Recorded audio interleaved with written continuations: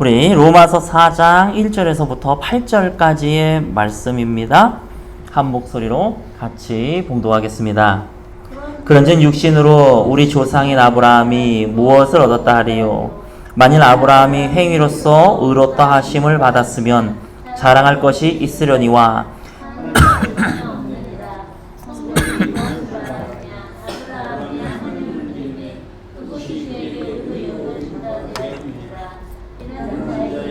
그 삭시 은혜로 여겨지지 아니하고 보소로 여겨지거니와 이를 아니할지라도 경건하지 아니한 자를 의롭다 하시는 이를 믿는 자에게는 그의 믿음을 의로 여기시나니 이란 것이 없이 하나님께 의로 여기심을 받는 사람의 복에 대하여 다윗이 말한 바 불법이 사함을 받고 죄가 가리워짐을 받는 사람들은 복이 있고 주께서 그 죄를 인정하지 아니하실 사람은 복이 있도다 함과 같으니라. 아멘.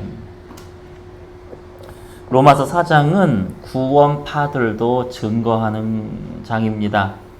제가 옛날에 고등학교 때에 옛날 고등학교니까 좀 이상하네요.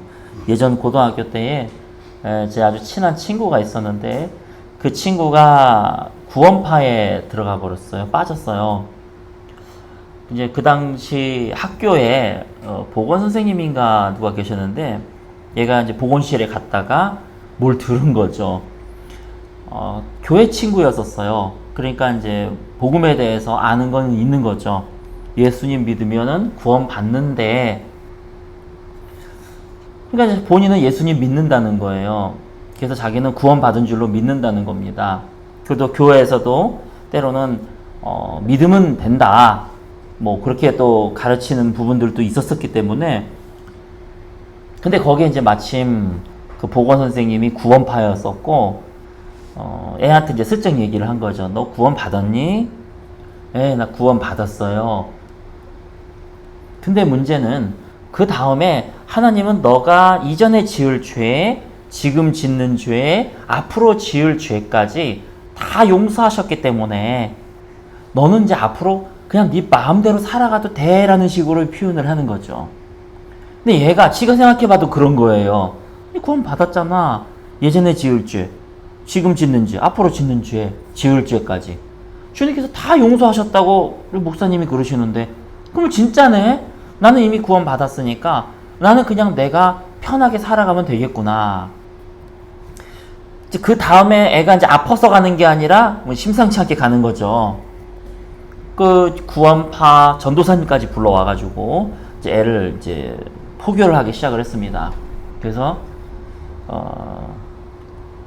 그때 제가 이건 아니겠다 싶어가지고 그 전도사님하고 이제 대면을 해가지고 애를 끄집어냈어요. 로마서 말씀을 가지고 이제 얘기를 하더라고요.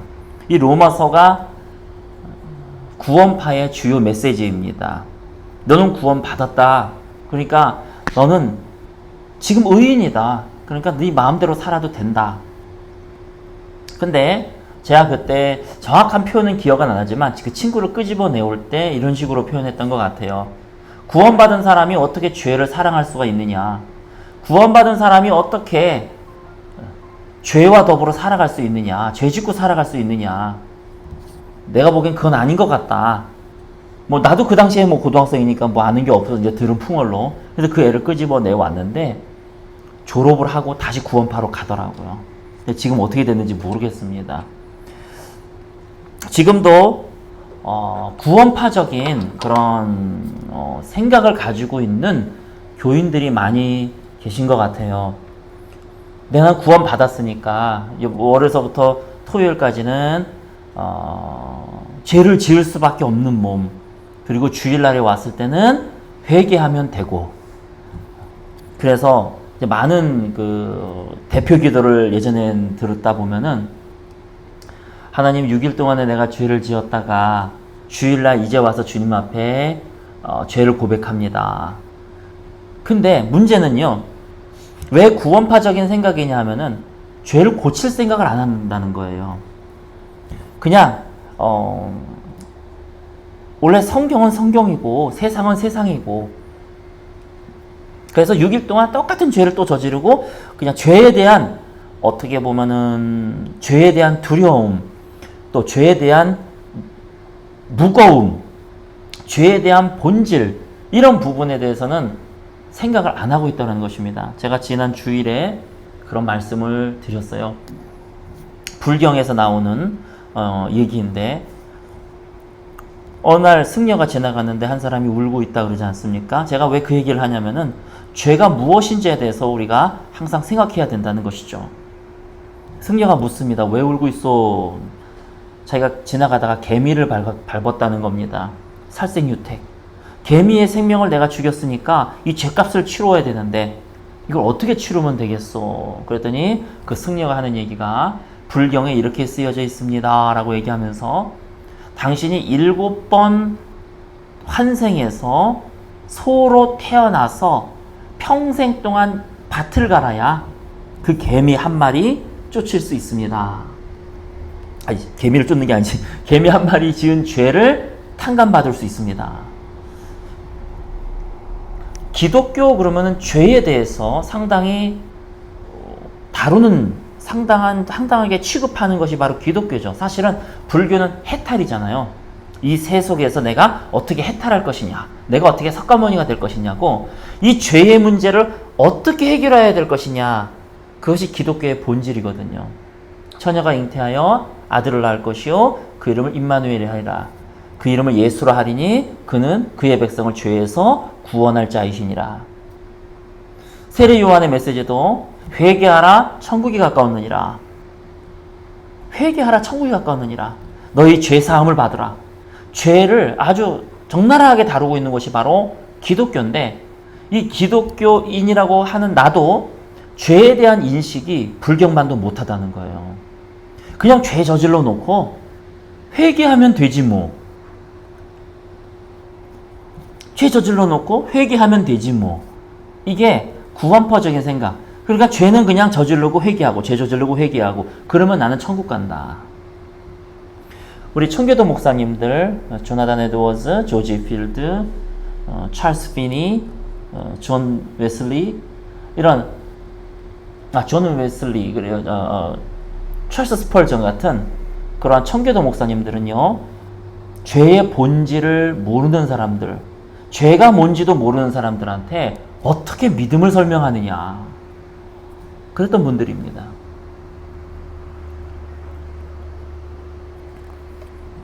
불경에서도 개미 한 마리 죽은 것에 대한 죄값은 내가 7번 태어나서 소로 밭갈아야지 된다고 되어 있어요.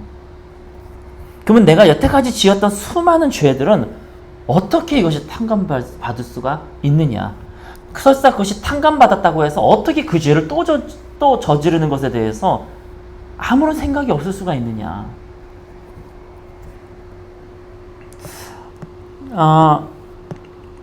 로마서 5장을 잠깐 보겠습니다.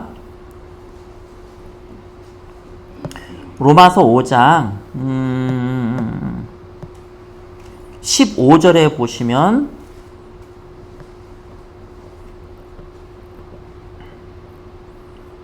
(13절) 그럼 기독교에서는 죄에 대해서 뭐라고 얘기를 하느냐?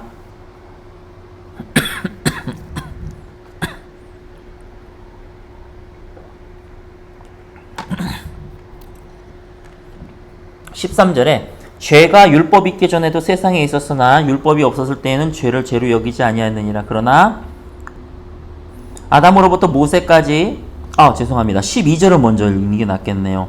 12절. 그러므로 한 사람으로 말미암아 죄가 세상에 들어오고 죄로 말미암아 사망이 들어왔나니 이와 같이 모든 사람이 죄를 지었으므로 사망이 모든 사람에게 이르렀느니라.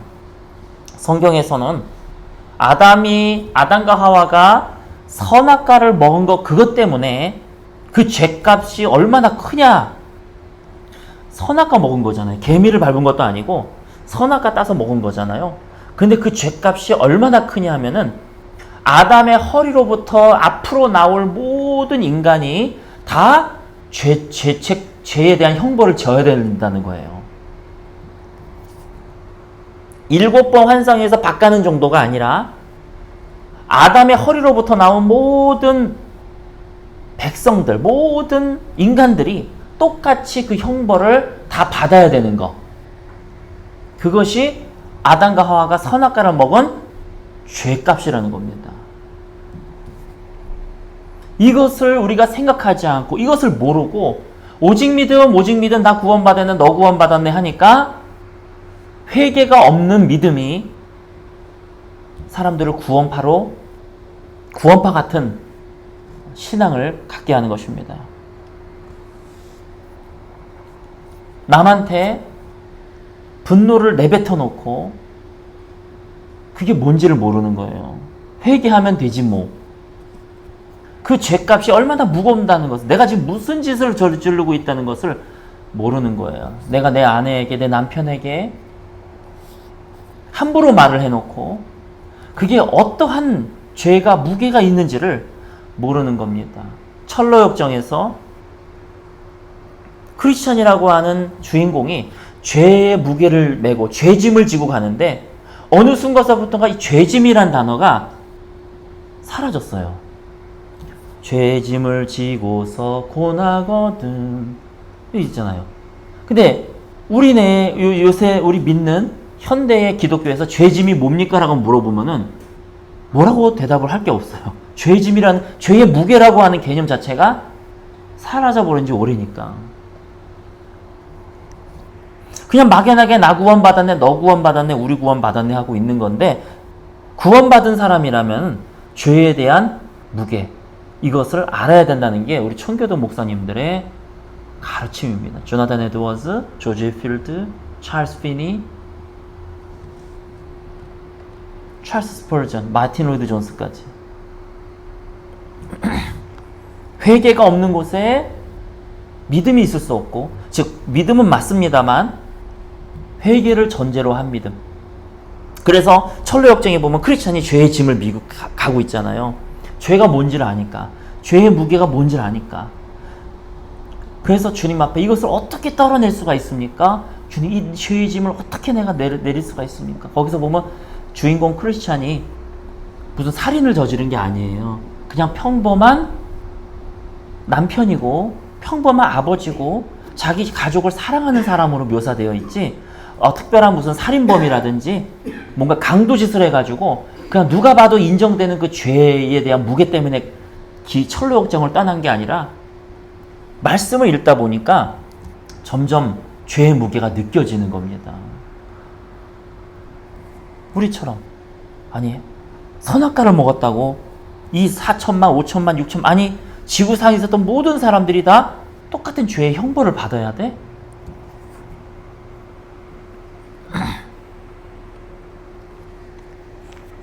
그러한 상황 속에서 죄에 대한 무게를 아는 사람은요,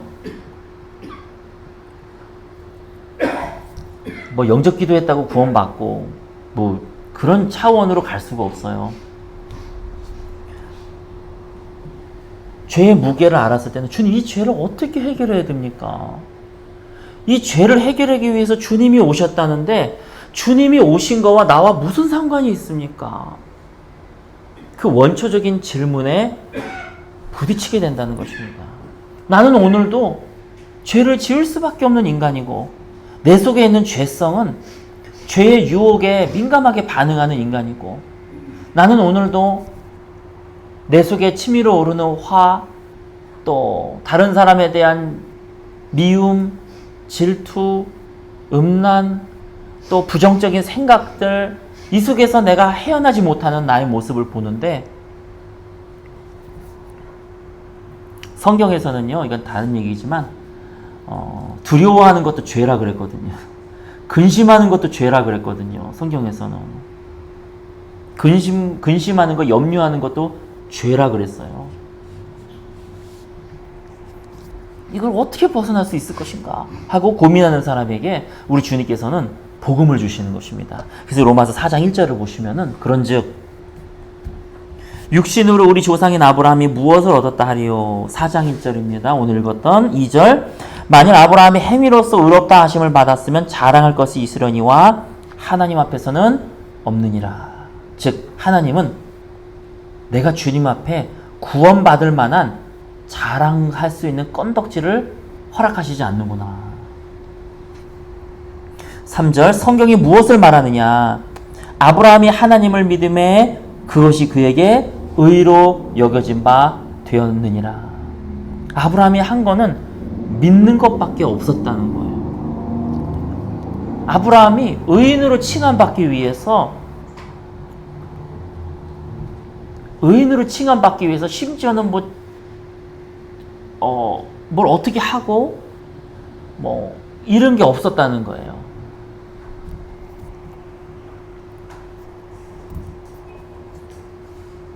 그래서 아브라함이 한 일은 믿었다는 겁니다. 자, 그럼 뭘 믿느냐? 4절에 보시면 일하는 자에게는 그 싹이 은혜로 여겨지지 아니하고 보수로 여겨지거니와. 내가 만약에 칭의를 받을 만한, 의롭다라고 칭함을 받을 만한 어떤 건덕지라도 있다면 주님께서 나에게 의롭다라고 칭해 주는 것은 나의 보수가 들어갈 수 있다는 겁니다. 내가 그만큼 했으니까 주님께서 나에게 보수로 주실 수 있다는 거예요.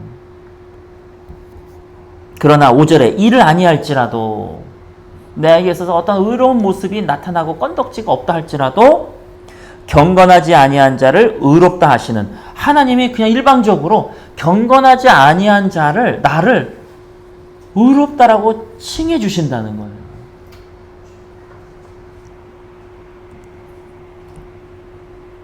그 하나님을 믿는 자에게는 그의 믿음을 의로 여겨주셨다. 아니 주님, 이게 무슨 말씀입니까? 오라 공고한 사람이로다. 누가 이 사망의 몸에서 나를 건져낼 수 있으랴. 나는 또 내일을 또 죄를 저지를 것 같고 이 죄 속에서 난 헤어나지 못할 것 같은 나의 모습. 그러나 우리 주님께서는요, 그러나 그런 나를 주님께서 의롭다라고 행하신다니 하시니요, 의롭다라고 칭하신다니, 그분을 믿는 그 믿음, 그것을 의로 여겨주신다는 거예요. 그래서 6절에 일할 것이 없이 하나님께 의로 여기심을 받는 사람의 복에 대하여, 내가 일한 것이 없는데 하나님께서는 나를 의로 여겨주셨다. 그것에 대하여 다윗이 말한 바, 불법이 사함을 받고 죄가 가려짐을 받는 사람들은 복이 있고, 주님은 어떤 방법이 있냐 하면은 나를 죄를 가리워준다는 거예요. 주께서 그 죄를 인정하지 아니할 사람은 복이 있도다 함과 같으니라. 아니 주님 무슨 말씀이 일방적이시네요. 나는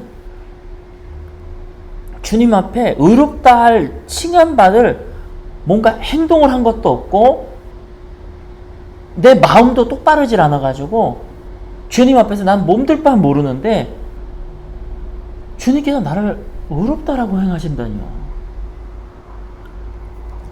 이게 바로 그 사람이 하나님 앞에 영광을 돌릴 수밖에 없는, 하나님을 사랑할 수밖에 없는, 하나님께 자신의 모든 것을 드릴 수밖에 없는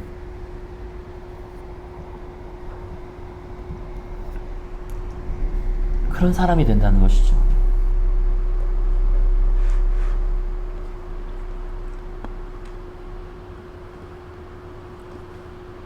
우리 로마서 5장으로 다시 되돌아와서 죄에 대해서 본질을 아는 사람, 이것이 회개잖아요. 회개는 깨닫는 거잖아. 죄에 대해서 깨닫는 거. 죄와 싸우는 거, 그게 회개가 아니라 그것은 회개에 인해서 만들어진 결과물이고, 죄가 무엇인지, 죄의 본질이 무엇인지를 깨닫게 되는 거. 그게 회개잖아요. 그걸 깨닫게 되니까 죄와 싸우려고 하는 거죠. 근데 죄와 싸우려고 하는 거를 떠나서 주님께서는 의롭다고 해주신다는 거, 해주신다는 거예요. 얘야, 죄와 싸우는 거는 네 힘으로 싸우는 게 아니야. 죄와 싸우는 거는 내 힘으로 싸우는 거야. 그렇다고 죄와 싸우지 말란 얘기가 아니죠? 그런 사람은 아직도 죄의 본질을 모르는 사람이죠? 죄와 싸워야 되는데 싸우는 방법을 모른다는 거예요. 하나님, 내가 저 유혹에서 견딜 수 있도록 주님 내 마음을 좀 바꿔주세요. 나 그때까지는 나는 몰라요. 어차피 내 힘으로 싸움 못하니까. 이런 개념이 아니라는 거죠. 그 사람은 아직도 죄에 대한 본질을 모르는 거죠. 괴로워할 수밖에 없는 거예요. 내가 유혹에 넘어갈 때마다, 죄를 저지를 때마다 괴로워할 수밖에 없는 거예요. 이 죄의 무게와 이 죄의 본질을 아니까. 내가 또 어떤 짓을 저질렀는지, 선악과를 먹었는데 모든 사람이 다 형벌을 받아? 그럼 도대체 나는 형제에게 나가라고 했는데 지옥불에 던져지게 되리라. 그만큼 죄라고 하는 것은 무서운 거예요. 오늘도 난 나가라고 해놓고 아무런 느낌이 없는 게 아니에요. 회개하면 되지 뭐. 이게 아니라 나가라고 했는데 주님, 지옥불에 던져질 만한 그 무게라고 주님께서 말씀하셨는데, 형제에게 바보라고 하는 거는 지옥불에 던져질 만큼의 죄의 무게다. 성경을 보면은 죄의 무게가 다 이렇게 우리가 알 수 있도록, 어느 정도 알 수 있도록 말씀해 주시는 구절들이 있잖아요. 죄의 본질을 모르는 사람은 어떻게 형제에게 바보라 그랬다고 지옥불에 던져? 에이, 그거는 그냥 주님께서 엎어 놓는 거지. 그렇게 생각한단 말이죠. 근데 주님은 지옥불에 던져지게 되리라고 하면 지옥불에 던져지게 될 만큼 그 죄값이 중하다는 것을 말씀하시는 거죠. 그는 주님께서 엎어 내리시는 거야. 그 자유주의 신학자들이에요. 실제로 그러한 신학서적들도 많고 그건 주님의 엄포일 뿐이다. 실제로 무슨 지옥에 떨어지냐, 형제에게 바보라 그랬다고. 말도 안 되는 얘기. 그러니까 회개가 빠진 믿음이죠. 여전히 성도들은 죄를 사랑하고 죄에서 벗어날 생각도 안 하고, 회개하면 회개가 마치 화장실에서 뒤처리하는 것처럼 회개가 뒤처리로 해. 요새 또 회개도 안 해요. 그냥 회개하라 그러면은 성도들이 싫어해가지고 회개 소리도 못 합니다. 그냥 너 구원 받았네, 나 구원 받았네 하고 살아가는 모습들. 어디서부터 어떻게 손을 대야 될지. 그런데 회개를 아는 사람은요, 형제에게 나가라 했다고 내가 회개하면 되지 뭐, 그게 중요한 게 아니에요. 내가 또 아담과 같은 죄를, 아담보다 더한 죄를, 지옥불에 던져질 수밖에 없는 그 죄를 내가 또 만들어냈구나. 나는 죄의 창조자구나. 무에서 유를 만들어내는구나. 내가 입만 꼭 다물고 있으면 차라리 죄라는 게 안 만들어졌을 텐데. 그 속에서 죄의 속성에서 또 괴로워하는 거죠. 그런 사람에게 주님께서 말씀하시는 거예요. 너는 의로워. 아니 주님, 난 죄 이것 때문에 나는 머리가 아프다니까요. 그래, 그래서 너는 의로워. 그래서 너는 내가 너를 의롭다라고 칭해주는 거야. 너는 너 힘으로 의롭게 될 수 없다는 거 알지? 물론이죠. 당연하죠. 내가 지금 죄의 창조자고 죄 만들어내는 기계인데 무슨 내가 의롭다 하는, 주님 앞에 의롭다 할 건덕지가 뭐가 있습니까? 그거를 깨달은 자에게. 그러니까 내가 너를 의롭다고 하는 거야. 그게 로마서 4장 말씀이라는 거예요.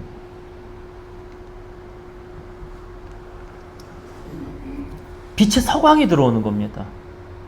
빛이 어두움에 비치는 겁니다. 그래서 이런 사람들은 주님 도대체 농담하십니까? 무슨 말씀입니까? 이게 잘 안 믿어져요. 나를 의롭다라고 해주신다는 그 자체가 안 믿어요. 그게 정상이에요. 안 믿어져야 정상이에요. 근데 6절에 보시기 바랍니다. 5장 6절에. 그래서 주님께서 말씀하시는 거잖아요. 얘야, 내가 너를 언제 사랑했는지 아니? 너가 연약할 때에. 우리가 아직 연약할 때에 내가 너를 위해서 죽었다니까? 너가 나에게 사랑 뭐 한다는 표현도 안 했고, 너가 죄인 되었을 때에, 8절에 우리가 죄인 되었을 때에 그리스도께서 우리를 위하여 죽으심으로 하나님께서 우리에 대한 자기의 사랑을 확증하신, 내가 너를 먼저 사랑했다니까? 주님, 그래도 안 믿어집니다. 10절에 너가 원수 되었을 때에 그의 아들의 죽으심으로 말미암아 하나님과 화목하게 되었다. 화목하게 된 시점이 뭐냐 하면은 너가 원수였을 때에, 원수였을 때. 하나님은 누구를 의롭다라고 말씀해 주십니까? 주님, 나는 주님 앞에서 보수를 받을 만한, 자랑할 만한 건덕지가 하나도 없다는 것을 알았을 때, 그걸 깨달았을 때, 나는 죄의 창조자요, 죄를 만들어내는 기계라고 하는 것을 알았을 때에, 그렇지, 너가 너 스스로 의롭게 전혀 없지? 네, 그러면 나는 너를 의롭다라고 칭해주마. 그래서 주님께서는요, 이 과정을 통해서 너가 원수 되었을 때, 너가 연약할 때, 네가 경건하지 않을 때에 내가 먼저 너를 사랑했다. 이제 믿을 수 있겠니? 12절에 그러므로 한 사람으로 말미암아 죄가 세상에 들어오고 죄로 말미암아 사망이 들어왔다. 자, 하나님이 우리에게 죄인으로 여기셨습니다. 우리를 죄인으로 여기셨습니다. 왜 그러냐면 아담과 하와가 선악과를 먹었을 때에 하나님께서는 우리를 왜 우리가 선악과 먹은 것도 아닌데 왜 아담 한 사람 때문에 모든 사람이 다 죄인으로 여겨지십니까?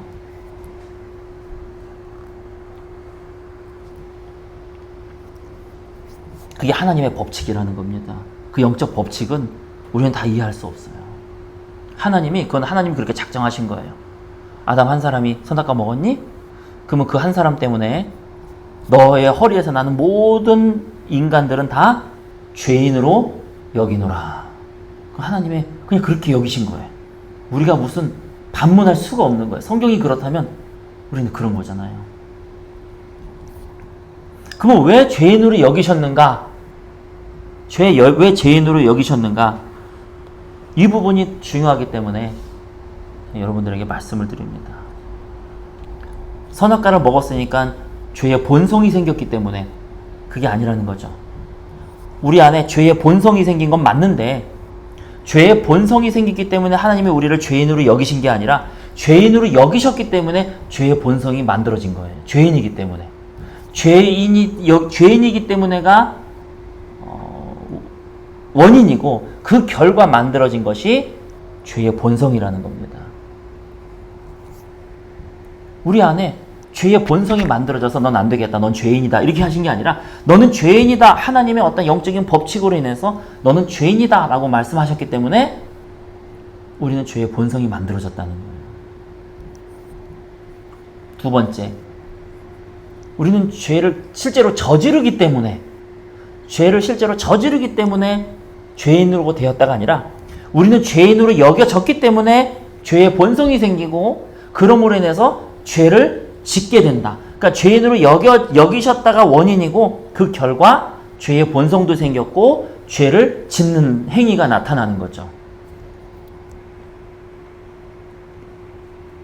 하나님께서 우리를 죄인으로 여기신 이유는 모든 죄의 책임을 우리에게 다 짊어지신 겁니다.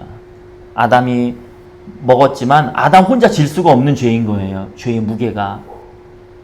이 죄의 무게가 아담 혼자 감당할 수 있는 무게가 아닌 거예요. 그래서 아담 허리에서 난 모든 사람들이 이 죄의 무게를 같이 감당해야 되는 거예요. 그것이 바로 죄의 본질입니다. 이거를 아는데 왜 죄에 대해서 괴롭지 않을 수가 있습니까? 말이 안 되죠. 근데 이게 왜 중요하냐면은 여러분이 13절, 14절, 15절 쭉 읽어보시면 되겠지만 자, 우리 5절 보겠습니다. 15절. 그러나 이 은사는 그 범죄와 같지 아니하니 곧 한 사람이 범죄를 인하여 많은 사람이 죽었은즉 더욱 하나님의 은혜와 또한 한 사람 예수 그리스도의 은혜로 말미암은 선물은 많은 사람에게 넘쳤느니라. 또 이 선물은 범죄한 한 사람으로 말미암은 것과 같지 아니하니 심판은 한 사람으로 말미암아 정죄에 이르렀으나 은사 즉 선물은 많은 범죄로 말미암아 의롭다 하심을 이루미니라. 17절에 한 사람의 범죄로 말미암아 사망이 그 한 사람을 통하여 왕노릇하였은즉 더욱 은혜와 의의 선물을 넘치게 받는 자들은 한 번 예수 그리스도를 통하여 생명 안에서 왕노릇하리로다. 그런즉 한 범죄로 많은 사람이 정죄에 이른 것 같이 정죄에 이른 정죄했다는 거야. 너는 죄인이다. 모든 사람이 다 죄인이다.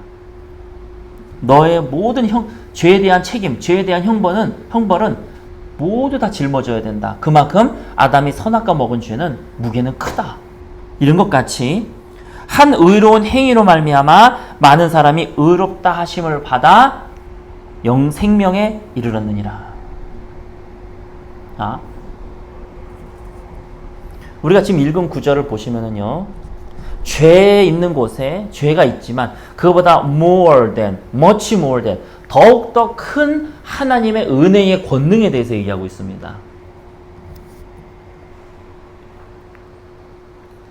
아담이 지은 죄 때문에 모든 사람이 그 죄값을 짊어져야 된다면, 그 죄에 대한 무게가 그렇다면 은혜에 대한 무게는 어떤가? 더 큰 무게를 가지고 있다. 은혜는. 여기는 사람이지만 여기는 하나님이다. 신이며 인인, 완전한 신이시며 완전한 인간인 예수 그리스도. 여기는 한 사람이 한 범죄를 했다. 그러나 예수 그리스도께서는 하나님의 모든 율법을 또 모든 말씀에 순종하셨다. 누가 더 세냐? 소위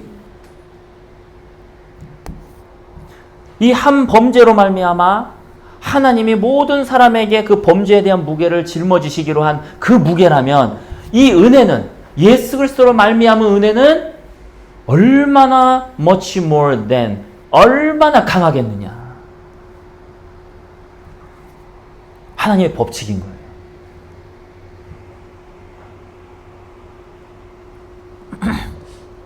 그래서 19절에 한 사람이 순종하지 아니함으로 많은 사람이 죄인이 된 것 같이 한 사람이 순종함으로 많은 사람이 의인이 되리라.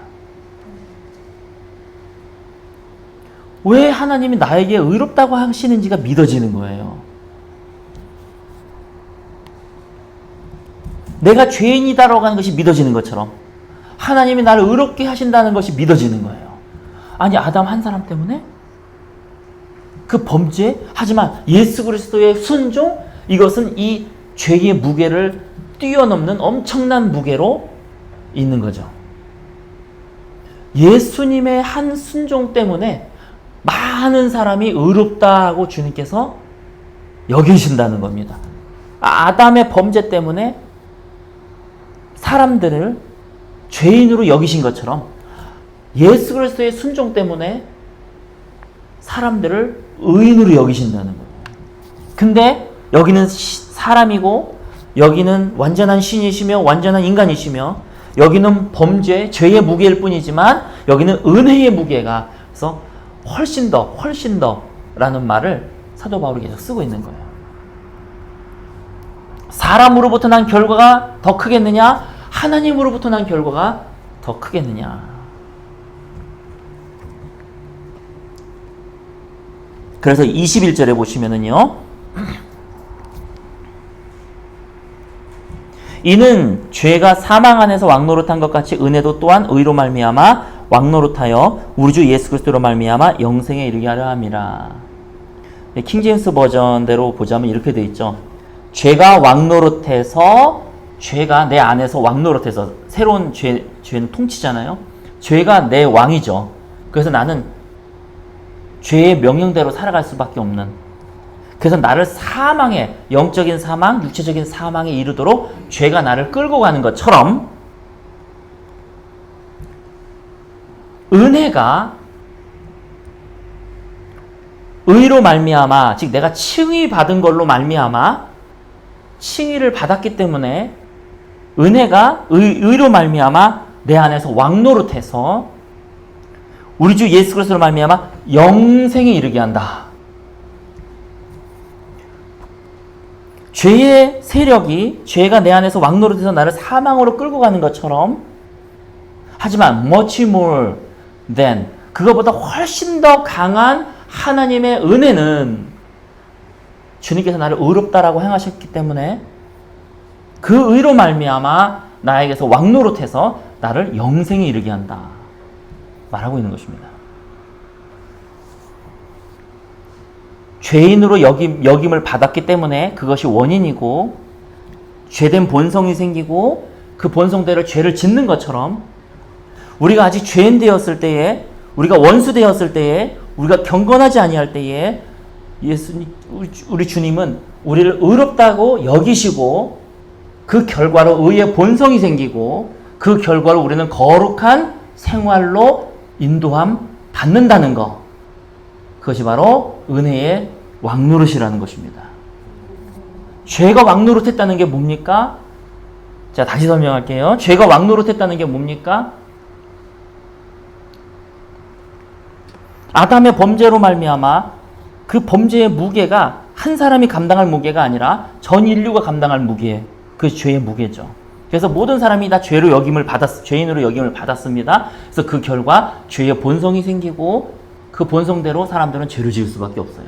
하지만 한 분 예수 그리스도의 그 죄의 무게보다 더 큰 엄청난 은혜의 무게로 말미암아 주님께서는 많은 사람을 의롭다라고 여기시고, 많은 사람을 의롭다고 여기시고, 그 의롭다고 여기시기 때문에 칭의로 말미암아 우리 안에 의의 본성이 생기고, 그리고 그 의의 본성으로 말미암아 우리는 거룩한 삶으로 나아갈 수 있도록 은혜가 왕노릇한다는 것입니다.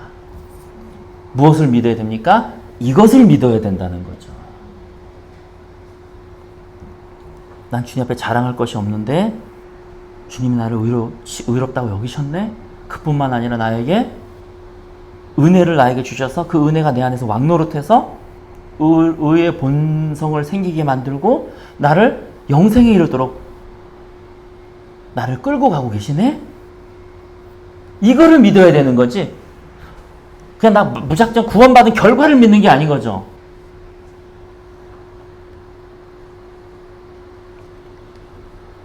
어떻게 구원받았다고 하는 사람이 구원파로 끌려갈 수가 있습니까? 아직도 복음에 대해서 모르고 있는 거죠. 그렇기 때문에 나는 점점 하나님께서 이 죄에 대한 세력으로부터 나를 건져내셔서 저 영생에 이르도록 나를 변화시킬 것에 대해서 믿는 거죠. 믿음으로. 구원도 믿음으로.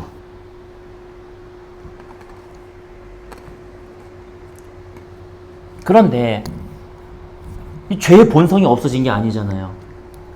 죄의 본성이 없어진 게 아니라 의의 본성이 생기는 거잖아요. 그러니까 이 죄의 본성과 의의 본성이 서로 부딪히는 거죠. 그게 로마서 6장, 그게 로마서 7장 말씀인 거죠. 그래서 로마서 6장에 보시면은 그런즉 우리가 무슨 말을 하리요? 은혜를 더하게 하려고 죄에 거하겠느냐? 그럴 수 없느니라. 죄에 대하여 죽은 어리가 어찌 그 가운데 살리요? 우리는 죄의 본성대로 살아갈 사람들이 아니라 의의 본성대로 살아갈 사람이다. 그래서 그 부분에 대해서 예수 그리스도와의 연합으로 말미암아 이루어지는 것, 이것이 로마서 6장 말씀이고, 로마서 7장 말씀에 나는 내가 하는 것을 내가 알지 못하나니 내가 원하는 바 하나님의 일을 하고 싶지만 원치 아니하는 바 죄의 굴레 속에 나를 끌고 가는도다. 이게 바로 이 두 본성 간의 갈등. 오호라 나는 공고한 사람이로다. 누가 나를 사망의 몸에서 건져내랴. 구원을 받은 사람은 죄에 대해서 괴로워할 수밖에 없는 거예요. 그럼 사도 바울은 로마서 7장을 없애야 되죠. 그렇죠? 오호라 나는 공고한 사람이다. 누가 이 사망의 몸에서 나를 건져낼 수 있겠느냐. 이 죄의 세력과 죄의 본성에 대해서, 이 죄의 본질에 대해서 알고 있기 때문에. 하지만 다 얘기하면 안 되는데, 하지만 8장에 뭐라고 써 있습니까? 하지만 나는 믿는다. 내 안에 있는 의의 본성이 은혜가 왕노릇해서 나를 영생으로 끌고 갈 것을 나는 믿는다. 이게 8장 1절에서부터 시작이 된 거잖아요.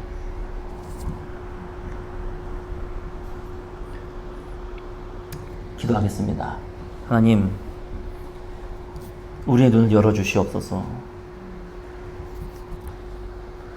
주님의 놀라운 말씀과 놀라운 비밀을 알게 하여 주시옵소서. 내 안에 새 마음을 창조하여 주시고 내 안에서 은혜가 왕노릇하게 하여 주시옵소서. 주님의 통치권을 내가 받아들입니다. 주님이 나를 통치하시기를 나는 원합니다. 예수님이 나의 왕이 되어주시기를 원합니다. 예수님이 나의 주인 되어주시기를 원합니다. 이곳에 모여있는 우리 귀한 주님의 백성들 한 사람 한 사람 주님께 의탁하오니 주께서 통치하여 주시옵소서.